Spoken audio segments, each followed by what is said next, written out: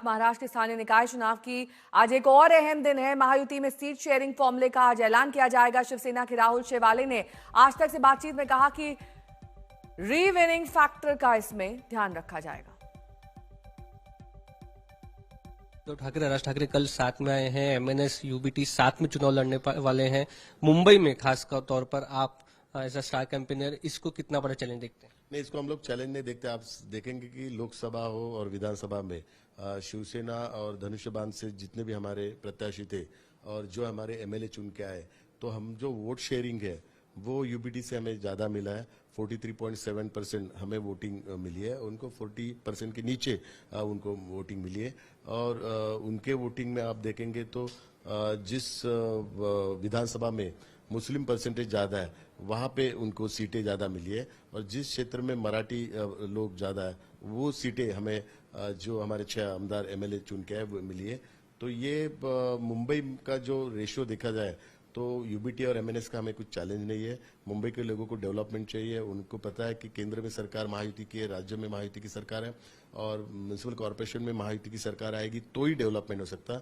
नहीं तो जैसे पिछले बार जितने प्रोजेक्ट रुके थे वैसे ही रुक जाएंगे और मुंबई का डेवलपमेंट रुक जाएगा। तो मुंबई को डेवलपमेंट चाहिए। अटल सेतु हुआ है, कोस्टल रोड हुआ है, एसटीपी हुआ है, मेट्रो का काम पूरा हो रहा है अभी पूरा। तो बहुत सारे इंफ्रास्ट्रक्चर प्रोजेक्ट की वजह से मुंबई कर खुश है। उनको जो बेसिक एमिनिटीज हो, पब्लिक ट्रांसपोर्ट हो, ये सब फैसिलिटी मिलने की वजह से वो खुश है। वो महायुति के सपोर्ट में रहेंगे।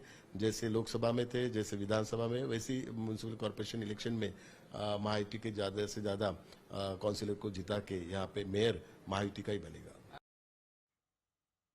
विद्या मेरी सहयोगी जुड़ गई है इस वक्त तमाम जानकारी के साथ। विद्या, अंदर खाने क्या चल रहा है? क्योंकि महायुति की डील हो गई है ये बताया जा रहा है, पीछे से कई बातें चल रही होंगी अलायंस को लेकर, कौन किसका साथ देने वाला है, और आखिरी समय में भी कई बार समीकरण बनते हैं।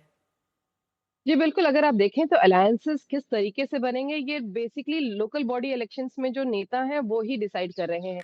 अगर आप देखें पुणे की ही अगर बात करें तो जहां मुंबई में कांग्रेस ने कहा है कि वो शिवसेना और जो यूबीटी और एमएनएस ने जो अलायंस बनाया है उनके साथ नहीं जाएंगे, लेकिन वहीं वो पुणे में ऐसा करने से कतरा नहीं रहे हैं। उनका कहना, मनोहर जोशी जो वहाँ के नेता हैं, उन्होंने साफ कहा है कि सीधे अलायंस होगा। और हालांकि वो ये कहने की कोशिश कर रहे हैं कि यूबीटी के साथ ही हम जा रहे हैं, सिर्फ एमएनएस के साथ नहीं।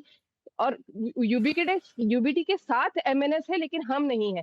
लेकिन ऐसा कहने से आप वो पल्ला तो नहीं झाड़ सकते, क्योंकि कांग्रेस अगर जा रही है इनके साथ तो जरूरी है कि वो यूबीटी और एमएनएस के साथ ही दिखेगी वहां पे।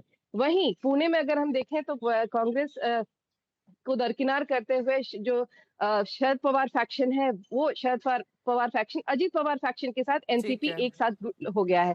तो जाहिर सी बात है कि हर कोई अपने अपने अलायंसेस लोकल बॉडी इलेक्शंस में बना रहे हैं। ठीक है, बहुत बहुत शुक्रिया इस तमाम जानकारी के लिए आपका। वहीं बीएमसी समेत कई नगर निगमों के चुनाव पर कांग्रेस का क्या कुछ कहना है, सुनिए।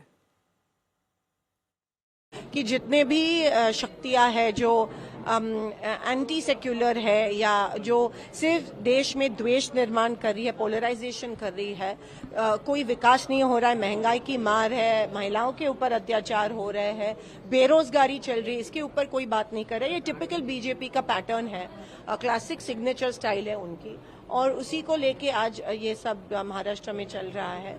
लेकिन हमें विश्वास है कि हम सारे पार्टीज जो बीजेपी के खिलाफ है साथ में लड़ेंगे और जीत हमारी होगी। ठाकरे बंधु जो दोनों भी है पहले साथ में थे, बाद में कुछ फैमिली मैटर हो गए, अलग अलग थे, और फिर से साथ में आ गए। तो हमारे लिए तो खुशी की बात है कि फैमिली एक जगह आ रही है और एक जगह आके लड़ रही।